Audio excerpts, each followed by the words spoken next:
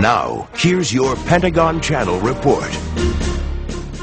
Planners with the Defense Logistics Agency are working with U.S. Central Command and U.S. Forces Afghanistan to prepare for the pending deployment of 30,000 more U.S. troops to Afghanistan. DLA Director Vice Admiral Alan Thompson said this week supply centers across the U.S. are gearing up for the troop increase by rounding up food, construction materials, medical items, clothing, and repair parts to support the deployment. The Defense Logistics Agency worked months in advance to pre-position teams for the nearly 20,000 service members who deployed to southern Afghanistan last summer. To relieve the strain on our forces, my budget increases the number of our soldiers and Marines. And to keep our sacred trust with those who serve, we will raise their pay and give our veterans the expanded health care and benefits that they have earned.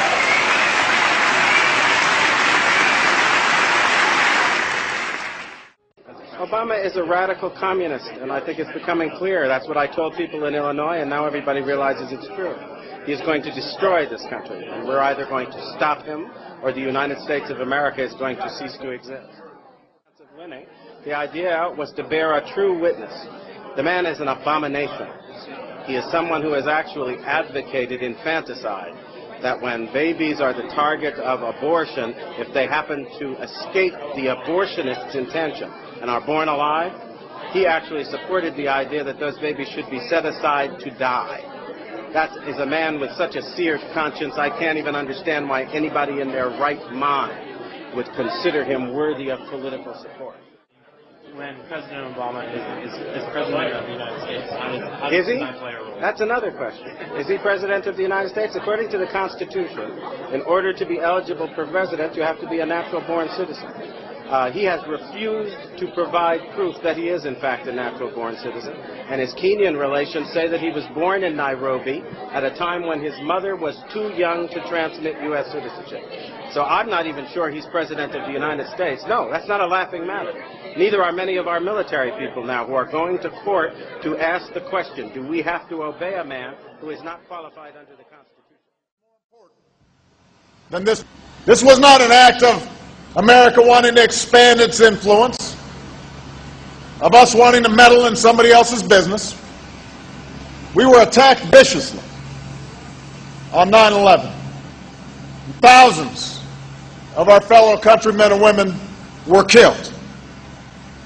And this is the region where the perpetrators of that crime, Al-Qaeda, still base their leadership. Plots against our homeland, plots against our... Heard them say that a paper passport fell out of one of the towers and was picked up by a police officer on the street. This plane flies into the building, explodes with jet fuel out of the guy's jacket, goes through the fireball, through the side of the plane, out of the burning building, out of the fire shooting out, and comes down to the ground unscathed.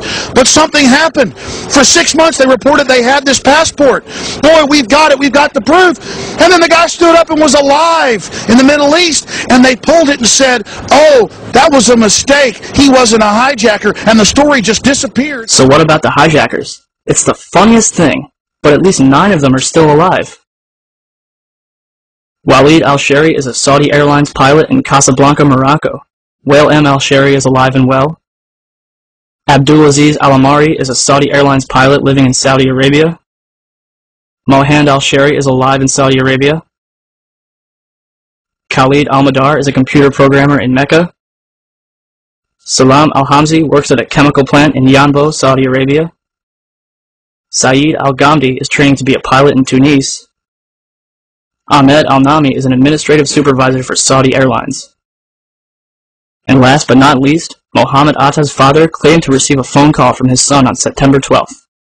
14 of the hijackers based their training in Florida, and the 5 that allegedly hijacked Flight 77 lived in a motel right outside the gates of the NSA.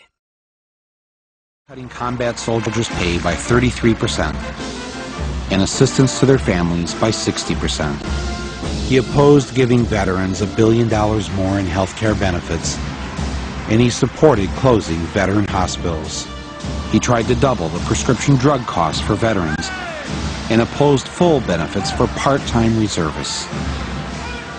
And when Staff Sergeant Brett Petrikin from Flint was killed in Iraq on May 26th, the Army sent his last paycheck to his family, but they docked him for the last 5 days of the month that he didn't work because he was dead.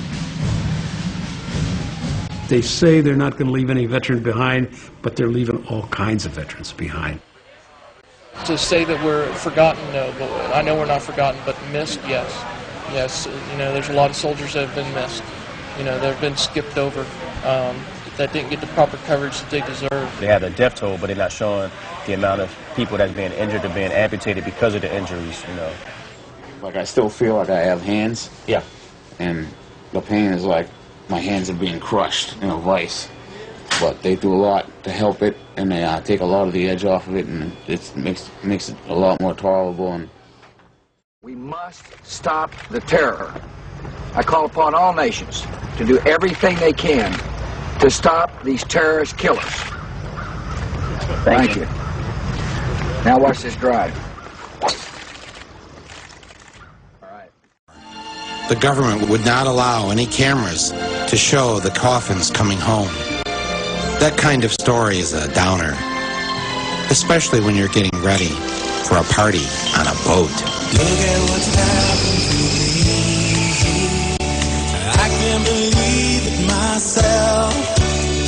Suddenly I'm up on top of the world. It should have been somebody else. Believe it or not, I'm walking on air. I never thought I could feel so free. Flying away on a wing and a prayer. Who could it be? Believe it or not, it's just me.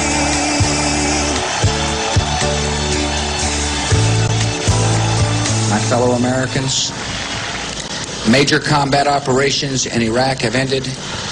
In the Battle of Iraq, the United States and our allies have prevailed.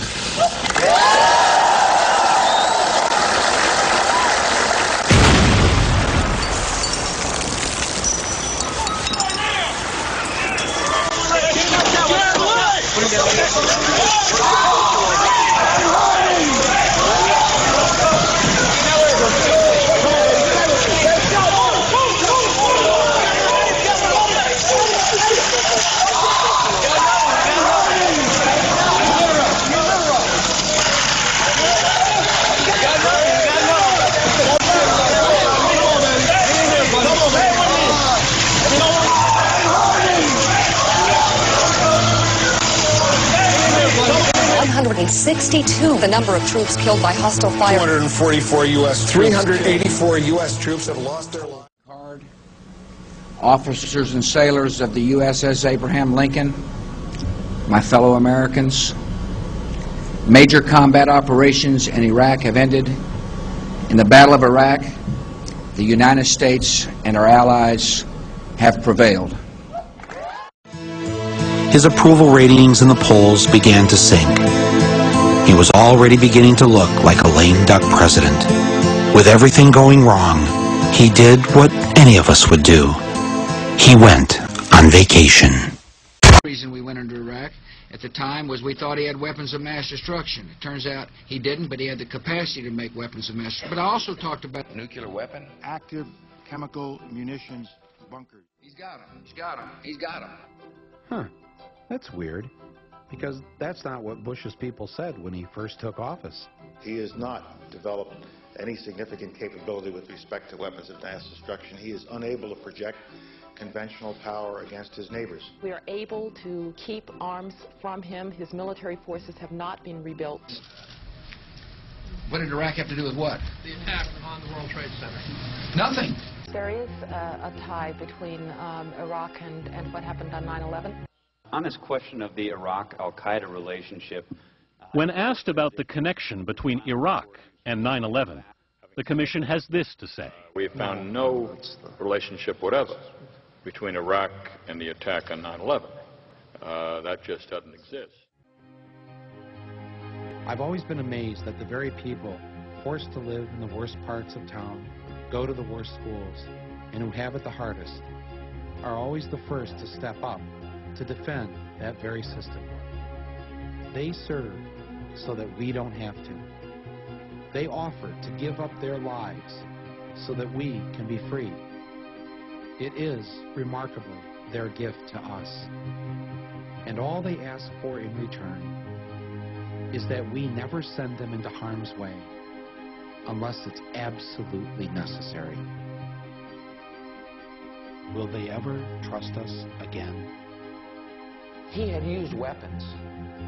We know where they are. They're in the area around Tikrit and Baghdad and east, west, south, and north. There is a tie between Iraq and what happened on 9/11. The struggle can only end with their complete and permanent destruction. The war is not real, or if it is, victory is not possible. The war is not meant to be won. It is meant to be continuous.